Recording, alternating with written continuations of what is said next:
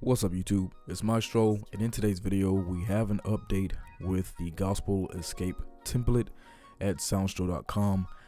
This is Gospel Xscape 2.0, nothing major except the fact that I've added a couple of effects knobs and map assignment knobs, as well as the ability to actually create your own patches based on the sounds available. Over time we will have more actual patches available for mainstream, so you won't have to worry about loading in your own samples. Everything will be patched out so you can create your own patches. But for this particular update, we have the ability for filter cutoff for pianos, as well as the release.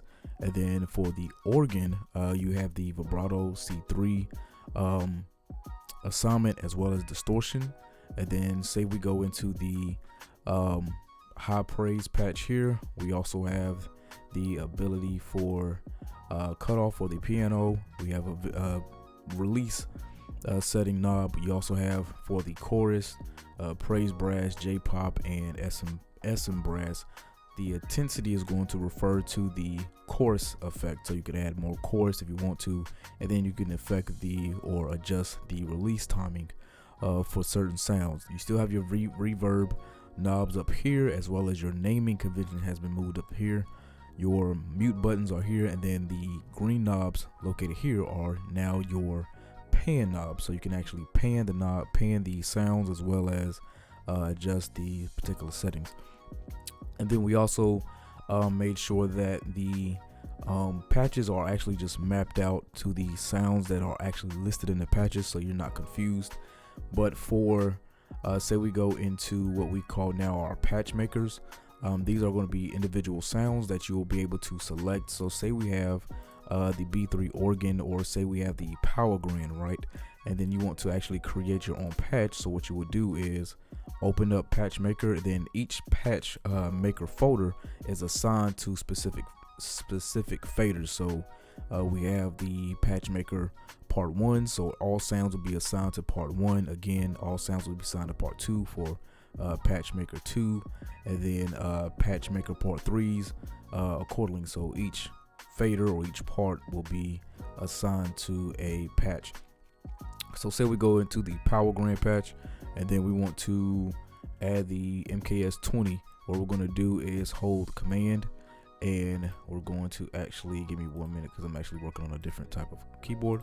So we're going to hold power grand, hold command, click MKS20 EP2, and then what we're going to do is go to new patch from selected patches, and then we're going to click that.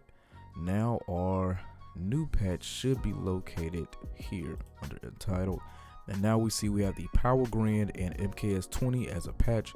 And then we can do that, and then say we want to take this patch and go, okay, let's go into a patch maker part 5. So now we can go into our untitled patch, do that, do the same thing. Now we have another patch. We should have another patch, yep, right here, that includes the power grand, MKS20, and ENS mix. Over time we will have more patches available to you guys. So moving forward at soundstro.com, we will start actually creating the patches for you for easy use for this specific template, and then you can use those patches mapped out to certain parts. So again, say we go to the patch maker part 8, all these patches, or all these sounds specifically, will be assigned to part 8, and you don't have to worry about adding the actual assignments. Now for the basis, say you do want to create your own assignments, I'm going to show you how to do that, because it is a little tedious, which is why I mentioned we are going to start doing the actual patch maker assignments. But say we go to new patch, and then we're going to click here under the patch settings. We're going to go here, user patches, and we'll go to user 1. The reason why I mentioned this is because by default you do have your parts 1, 2, 3, 4, 5, and 6, and 7. They are also located here. If we go to performance, you have part 1, 2, 3, 4, 5, 6, 7, and 8. Additionally, the knobs are not assigned to anything. So I'm going to show you how to do that here so you'll know how to do it. There are two parts. You have your actual knob assignment here, and then right under each knob is a screen map, and that's going to also be, you're going to want to also assign that to the actual parameter that you assigned the previous knob to, and I'll show you. So if we go into part 1 and say we want to, let's go into our user channel strips, which are also available with the template, and let's go into our, let's see, our strings, right? So now we have the ENS strings mapped out, and you can, with the user patches, you can also map this to any parameter, any fader that you want. But I'm going to show you guys how to do this. So what we're going to do then is go here, we're going to click the knob, and then we'll click map parameter. Then we're going to want to go into our sampler and say we want to have this attached to the attack. We'll click here. And then underneath this is a little what is called a parameter text. We're going to also assign that to the attack. So now we also see that not only the knob is assigned to the attack, but also the envelope is assigned to attack. So the same thing will be applied for here. We're going to set this for the release, and you see it automatically maps out. Underneath that screen, we're going to set this to the release as well. Then once we're done, we can actually click this and save it as a separate patch, and then assign it or move it to however we want to do it, and then you are good to go. And you would do this again for any of the user patches.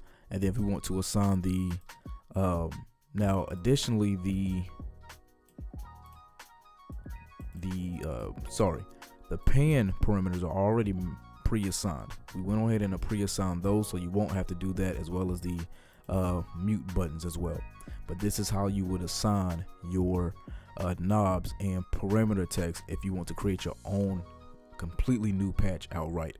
All of your reverb knobs are already pre-assigned as well, so you don't have to worry about that or the pan. But this is how you would assign your knobs. So say again, we're going into a different instrument. Say we're going to an electric piano based instrument. Let's go into the e-pianos. Then what we'll do is click the knob, click map parameter. Then we're going to go into here. Say we want to affect the intensity of the chorus. We will click that knob, and then we're going to go underneath the screen again, click the knob. Now that's assigned. Same thing, we'll go move on to the next parameter. We're going to go to the tremolo, click intensity, and then we're going to go to this knob or the parameter text, click intensity again for tremolo. Now that's assigned. So now when we move the knob, we see it is assigned to that parameter. And then once you're done, you're going to want to hit Command S to go ahead and save that patch and do any other adjustments that you want to do. And you would do the same thing for each part here, part 1 through 8. And as you change all of your sounds from here, the naming convention will be notated here. And that's really it for the Gospel 2.0 update. This is also going to be listed separately from the the original Gospel Xscape template. I decided to keep that one up just in case you guys want to use that as a more user-friendly approach, and this will be on the website separate from that. But if you have bought the Gospel Template 1 and you want to get the Gospel Template 2, simply just email us and we will send you the link for the Gospel Xscape Template 2.0.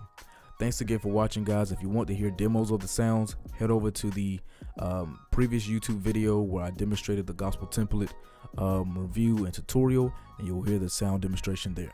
If you have any questions, comments, or concerns, leave them in the comment section below, and I'll get to them as soon as I can. Thanks again for watching, guys. See you in the next video. Peace.